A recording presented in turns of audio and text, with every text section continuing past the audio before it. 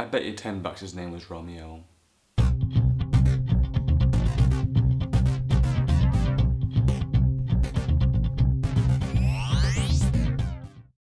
Warm Bodies comes from the director of 50/50, a film that I love very much. The story follows a zombie named R who lives in an abandoned airplane and spends his days roaming the airport. One day, him and his undead friend are looking for food and they come upon a group of humans, and one of them being Teresa Palmer. He takes her to his hideout to save her from being eaten by his zombie friends. Prior to watching this, I did not see any clips or footage of any kind. I just wanted to go in fresh with zero expectations. And while there were parts that I enjoyed for sure, I can't call it a good movie because it's not. It has a serious tone problem. There are moments where it is clear that it is trying to be a Shaun of the Dead type comedy. But then there are times where it's trying to be more like a serious melodrama, kind of like Twilight, but not. It works a lot better as a comedy because whenever they try and be serious after a really funny moment, it doesn't work. There's a lot of voiceover exposition done by Nicholas Hoult in the film in the very beginning when introducing us to the film, and it did its job, you know, but it felt rushed. The story outside the love story, kind of like the broader spectrum of things and the world and whatever,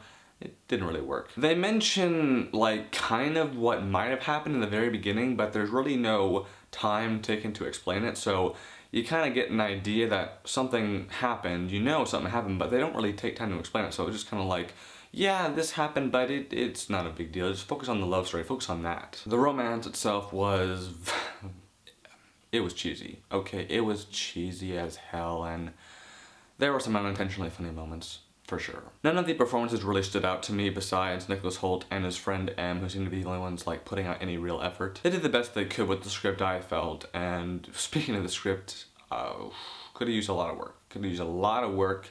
I'm thinking there weren't a lot of meetings about it. If there were, wow. The direction was okay. I mean, it wasn't great, but it wasn't like horrible. It was just a really mediocre film overall, but the thing is, like, I saw attempts throughout the film to make it good. I saw attempts, but because it couldn't pick a tone, you know, because of that sort of big issue, it fell short on so many levels, and it had potential. It was right there in front of me, it just didn't do anything with it. I'd say if you're interested, it's definitely a rental, but if you've got like a girlfriend dragging you to see it, then I'd strongly urge an early bird. That way you don't pay more than need be. So I give Warm Bodies 2.5 out of 5 stars. A part of me wants to give it 2, but there were enough times where I laughed and got into it that it wasn't terrible, so yeah, it's bearable, but it's not a required watch. And I don't see a Warm Bodies 2 ever being conceived, so that's good news. Thanks for your time, and have an awesome day.